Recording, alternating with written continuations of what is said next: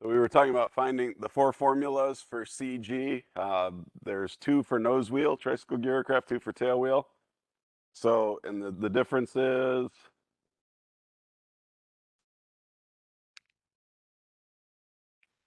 if the datum's forward of the main wheels versus behind the main wheels, after the main wheels. Okay. And then tail wheel aircraft, datum forward of the main wheels and datum after the main wheels. And we did the first two, we did examples. So I'm going to skip ahead and then the different, what the letters mean. So that was nose wheel aircraft with the datum forward of the main wheels and being able to draw those diagrams when you do your assignment. You're going to be asked to draw these simple line diagrams that show kind of where the CG is in relation to the gear. And then main nose wheel aircraft, so tricycle gear, with the datum after the main wheels. And I gave an example and it looked like this. And if you compare these two, it was the same aircraft. So you can see the wheel base being 115 inches. You know, in the case here, the CG from the datum, this is the tricycle gear datum ahead of the main wheels.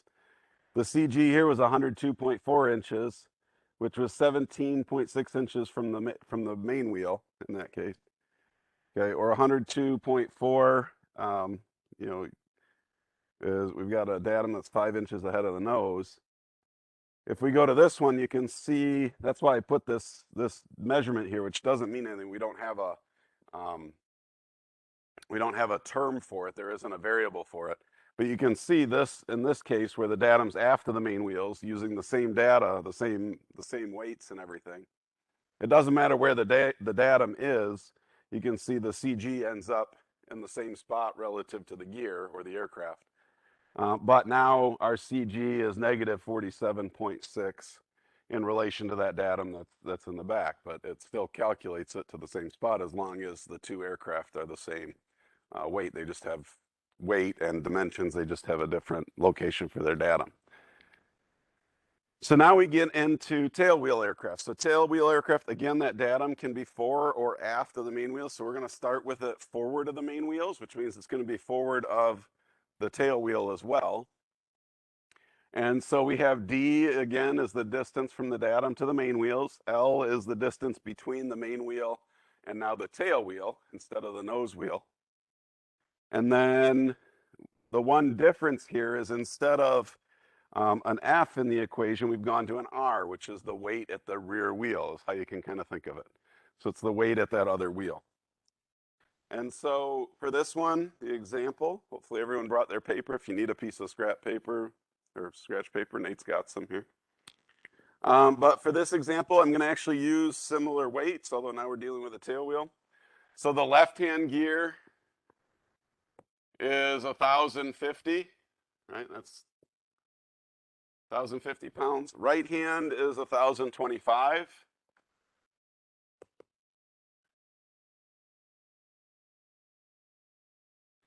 And now instead of front, now we have rear, which is the tail wheel. So R, which is our tail wheel. It's our tail wheel weight is 375. Excuse me. 375. Okay. So what is our total weight? What's our aircraft weight? And we're not looking at chocks or any. We don't have any tear in this example. So our total aircraft weight is 2,450 pounds. Okay, which we're going to need because the W. Remember, the W in this equation is that weight. So W equals that. And then we need to calculate our CG. And now, so the CG, we have a new equation here.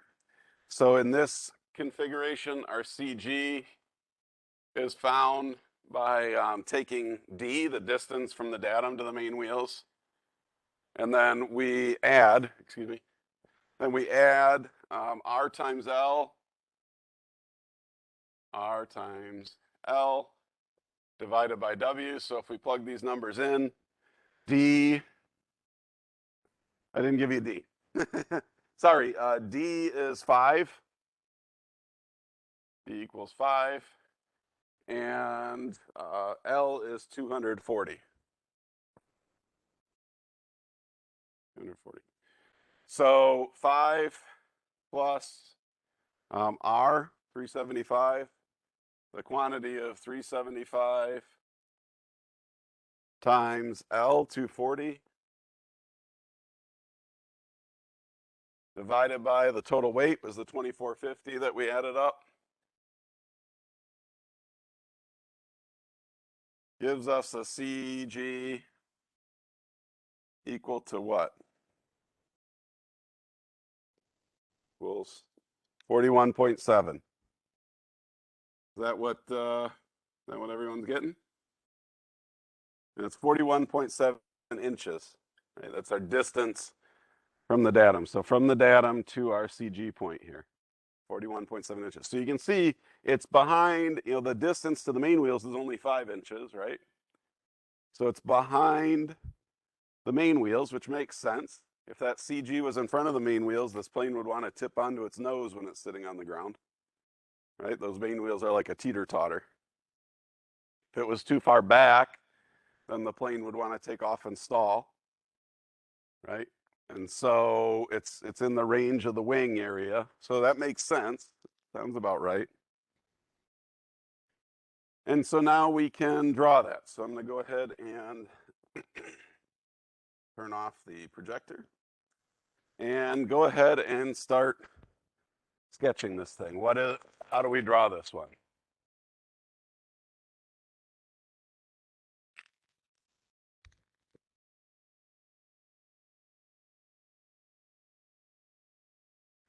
So ultimately, everything you have should look like this. So here's our calculation coming out to 41.7, 41.73. And the diagram showing the position of our wheels and then our CG point of 41.7. Okay, between the two wheels, right? If it was in front of the main wheel, our plane would want to tip forward, right? If it was behind the main wheel, it's too far back, too close to the tail or behind the tail, then we've got a real issue where the plane will want to pitch up when it takes off. It's probably not going to teeter-totter on that back wheel, but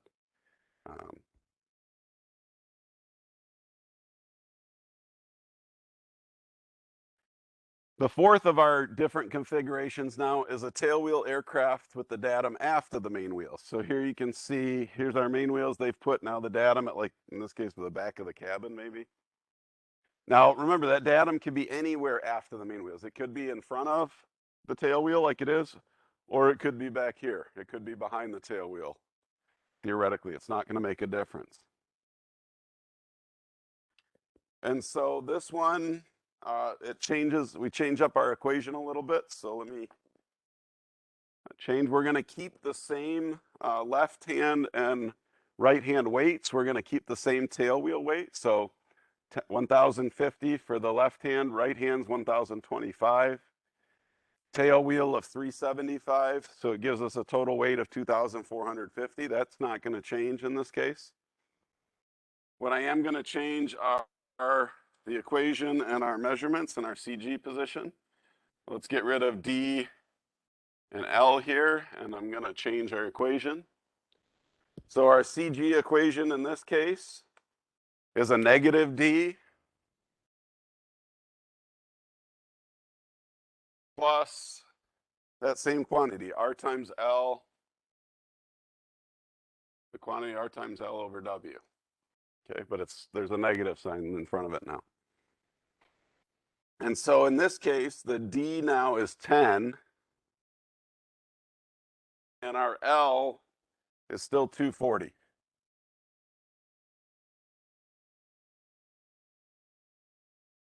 So what's our CG equal to?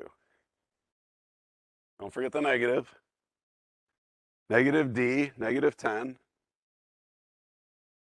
plus, and our quantity, R. Remember, R is the weight at the tail wheel, 375, times L, 240, divided by our total weight of 2450. So what is our CG now where the datum is aft of our main gear? Where does it come out to?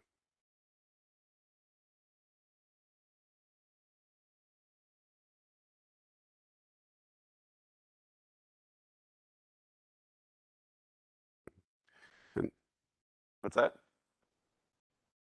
26.7? Is that what everyone got? Yep. So 26.7 inches. Okay. And just remember, this is not turning the whole thing negative. This is, you're subtracting 10 from that quantity, okay, for that negative there. So don't multiply, don't make everything negative, right? That negative is only applying to the 10 because it's not in the parentheses. Be aware of like orders of operations and that kind of thing when you're looking at these equations. And also remember all the distances. We're looking at distances now, so nothing's negative in that regard. We're not worried about arms being positive or negative like we will be for other situations. Okay, we're just looking at distances, so 26.7. So now we're going to go ahead and I want you to draw it. I want you to see how it shows up when you draw a basic diagram of it.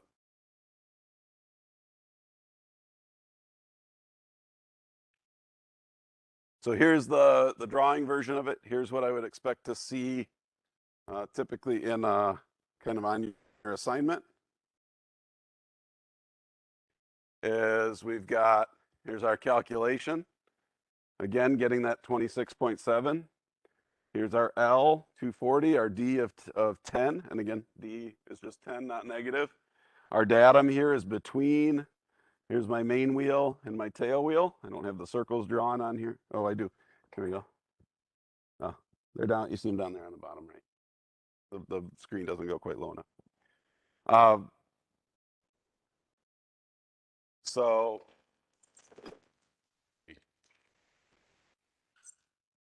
there we go. So there's my main wheel, my tail wheel, and it shows the datum.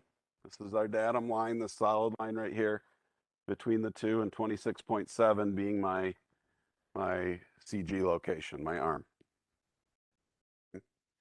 So those are the four formulas. When you're doing homework or doing your quizzes, that picture that I showed earlier that had the formulas kind of on the first slide where I introduced them, right here, this is a screenshot straight out of the 4313. Okay, so if you're looking for the equations, if you haven't written them down, they're on the slides that are posted to e-learning. They're also available in your 4313. Okay, you'll see that exact same thing. And then these pictures, these are straight out of the 4313 as well that kind of explain how each one works. Okay.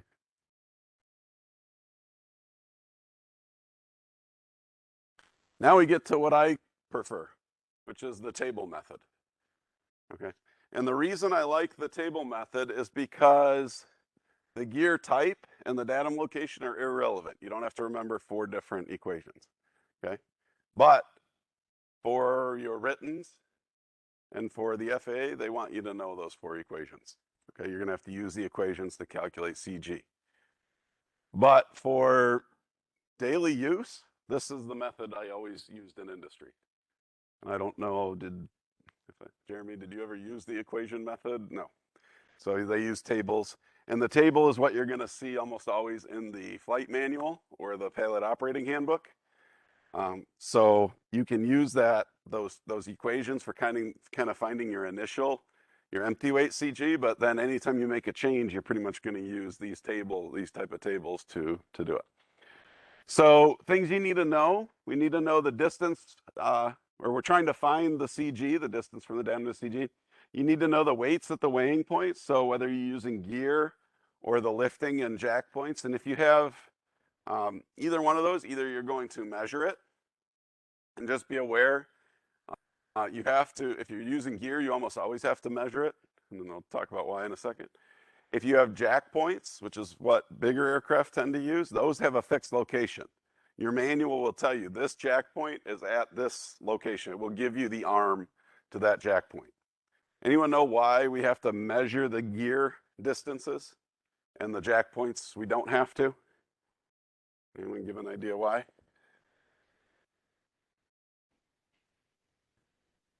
What is our gear wheels or the contact point? Are they always in the same spot?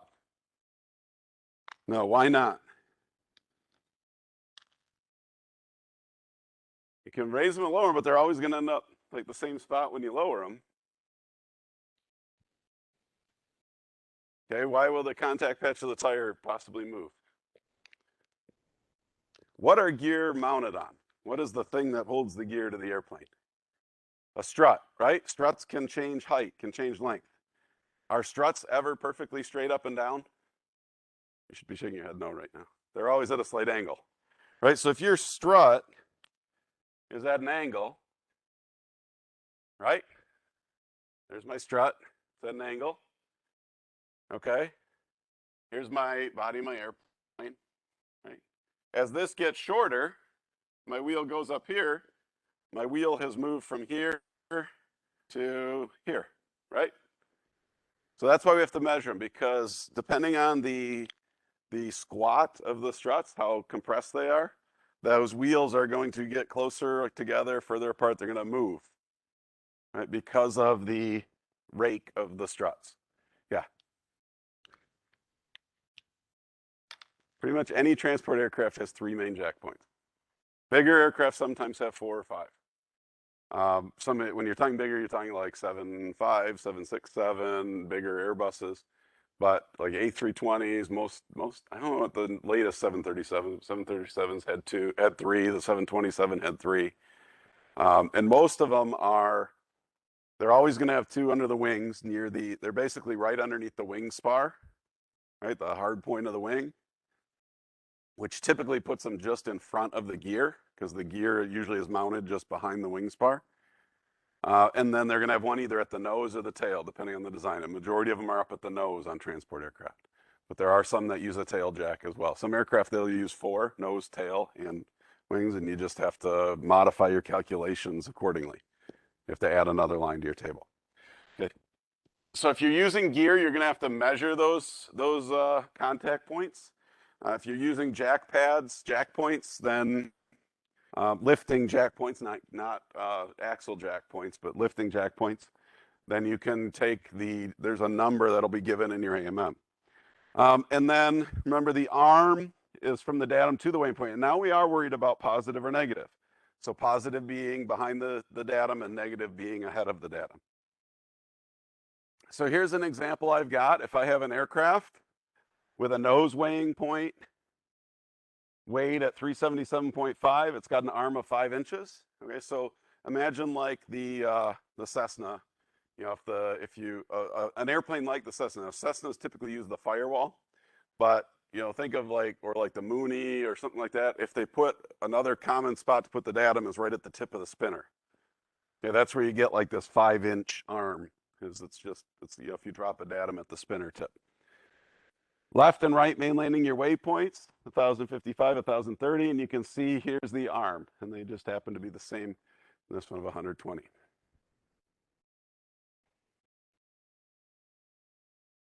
So there is our total weight. So to get our total weight, we add up our net weights. And again, I'm assuming in this case we're not dealing with any chocks right now.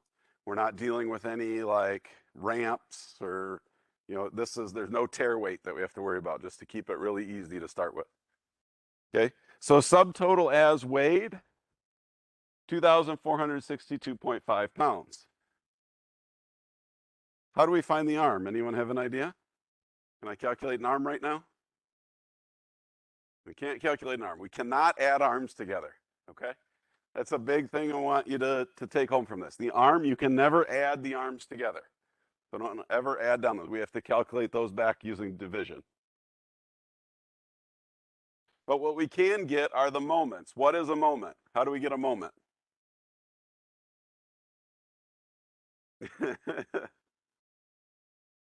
My wife and I were like that, like a love at first sight. I was on the boat, she's coming out on the dock, clouds parted, angels singing. I did. It was kind of how it was. I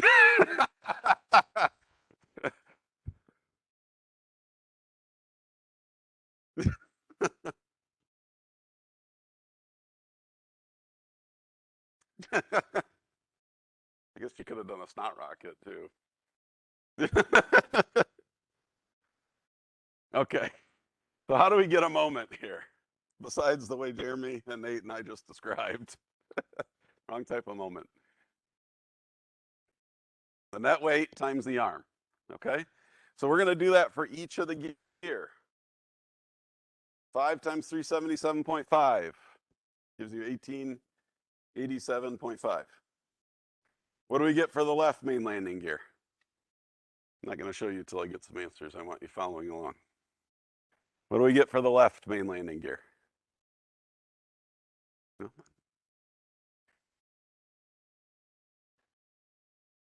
126600, 126,600. Okay, how about the right main landing gear? 123,600. Okay. Now, one thing you will see, just sometimes you'll see inch pounds divided by 1,000 here because we've got a lot of zeros, a lot of numbers. So sometimes you'll see this as they'll, in the process of filling out these tables to save space, they'll be like divided by 100 or divided by 1,000. So just kind of keep that in mind. Sometimes it's divided. And it's just to make the number more compact to fit in the space. Okay, so now we have our moments. This is the that torque that's acting on each of those points in relation to the datum. Now we can find our total moment. This is, how do we get a total moment? We add our moments. Okay, so we add those together. So this 1887.5 plus 126.6 plus 123.6 gives us 252,088. You can see I dropped off the 0.5 inch pound in this case. When we're dealing with the numbers in this size, it's okay to drop that 0.5 inch pounds, probably not a big deal. Now I do these in Excel and it doesn't drop the number. If you're worried about rounding error, if you do these in Excel, it won't drop the rounding errors.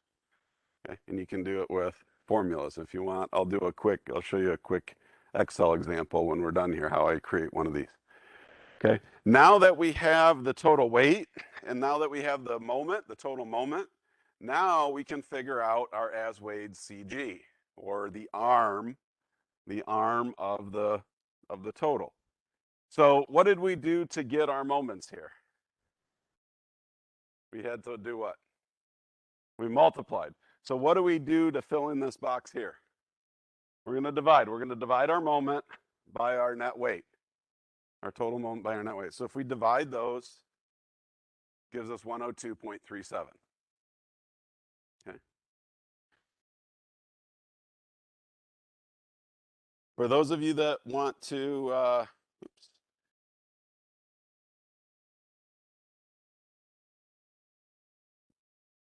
quick lesson in spreadsheets just to show you how this works. This is going to be fun to enter. So here's my nose landing gear, my left hand main landing gear, because I have students that ask me about this each year. Okay, there's my 3 points, right? My weight on each of these. Nose landing gear weight was 377.5. Left main was 1055. Right main was 1030. Okay. And here's my total down here. So for those of you that are, everyone, or some of you might know, if you do equal sum, if I can type, I can add those together and hit enter. There's my total. Okay. Here is my arm. And this was 5 and 120 and 120. Okay, we don't add those together, remember. And here is my moment. And if we do, you do equal, pick that cell, multiply it by that. cell. I can fill it down. Everyone knows that. Okay, so it's the same formula in each of these. You can see the formula there at the top. Might be easier if I make it bigger for you.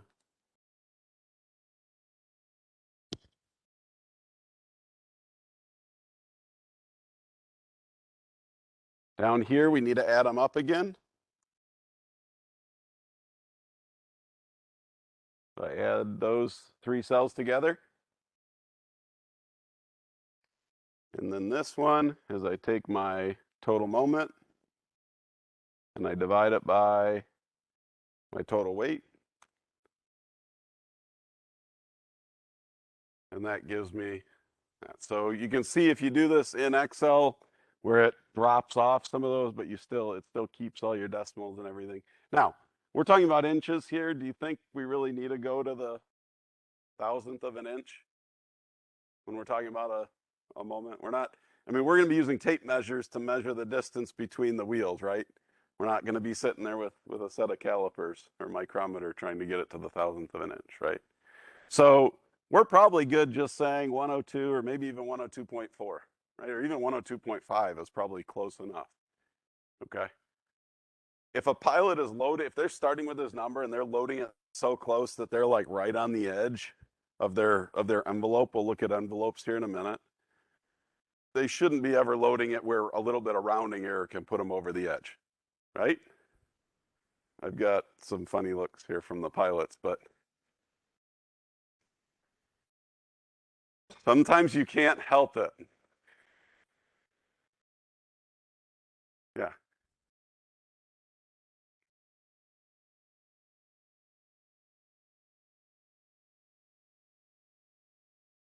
Do you think one decimal place is probably good though? Say, there you go. So someone that's a pilot who's flying the airplane, they're not figuring it that close. So, and I'd be saying if I never flew in a plane that was probably suspect, I'm probably guilty as well. Not that I fly, but when I've had to go on road trips, we've had to take airplane parts with us where sometimes we were close to the edge.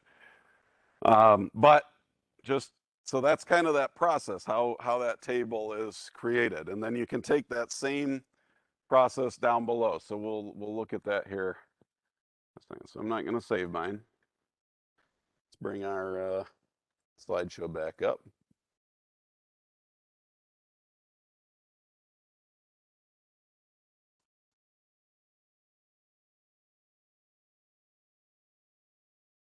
Okay, so there's our table that I just showed you how you can use formulas in Excel to figure it out. Okay. Now that's the subtotal is weighed, and like I said, I kept it simple to start with. Now, in some cases, we might have some chocks. So let's get rid of the nose landing gear chocks we've got, and let's get rid of the main landing gear chocks. Let's say we did add some chocks into the process. Okay. So what do you think we do? What do we have to do here? So our nose gear chocks, we're at, you can see the weight is negative here, right? We're taking away 2.5 pounds at the nose gear. Okay, its arm is the same. We're putting it in the same location as the nose gear, 5 inches. You see the main landing gear chocks, I just combined them. We'll say they're 5 pounds a side, so a total of 10 pounds at the 120-inch station. You can see I can combine them because they're at the same, the left gear and the right gear are at the same arm.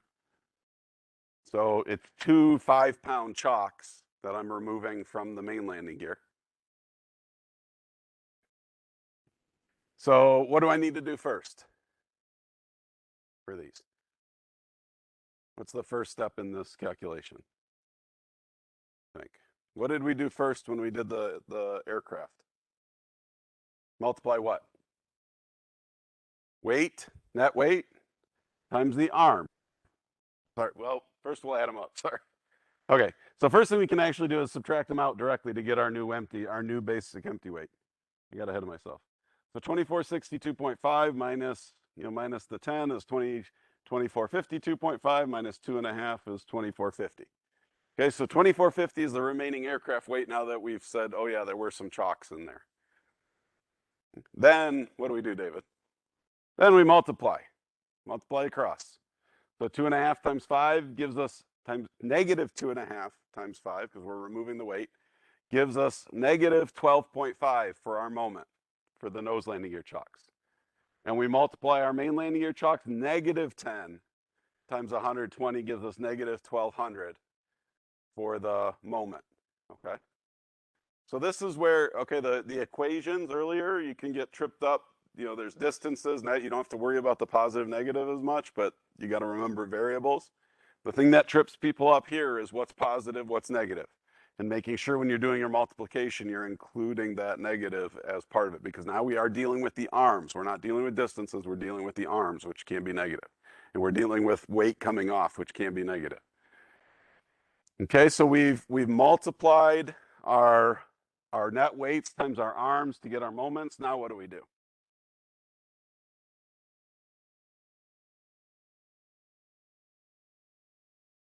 Yep, so we take our moment, and I'm going to, instead of using the word subtract, I'm going to say we're going to add these negative moments, okay? And this kind of goes back to kind of it means, I know what you're saying, but we're going to add that. We're always adding that column. It's just some of the values are negative. So yes, you are subtracting each of those numbers from it, but we're adding negative numbers. So if I add up that right-hand moment column, or I subtract those two, 12.5 and 1200 from the 250 to 88, now I get 250,875. Okay. And again, you can see I've kind of dropped those decimal points, although doing this in Excel, it's still keeping those calculations in the background. That's the nice part about doing it in like a spreadsheet, is that even though you're truncating what you can see, it still calculates out to like 9 digits that you don't see. Okay, and then what do we have to do? Now we want to know, we've got our basic empty weight, we've got our moment, our empty moment, and we also want to know our CG. How do we get our CG? Our CG, which is our arm, our empty weight arm. How do we get this box down here, the bottom center box? What was it? Total moment over or divided by the net weight. So now you can see our CG has moved to 102.4. It's moved 0.03 of an inch, right? Didn't make much of a difference, right? Our empty weight changed. I mean, we got a few more pounds. We got 12.5 pounds, okay? And that can make a difference. That's the difference. Do you get to take your pet cat on a trip, or do you not get to take your pet cat on a trip, right? Or do you have to throw stuff out of your luggage, right? Maybe you can't take your bowling ball, right? Bowling ball is about 12 pounds, right? 12-pound ball. So, okay. So now we've calculated the basic empty weight, and that's going to be this basic empty weight CG, basic empty moment. That's going to be what the operator, the pilot, is going to use when they start their calculations for figuring out if the airplane's loaded correctly. It's also now going to be our starting point as we begin to change equipment on the aircraft, if we remove or install anything. Okay. So let's go ahead and take a break, and then I've got another example, and we'll start looking at how do we do calculations to remove and install equipment.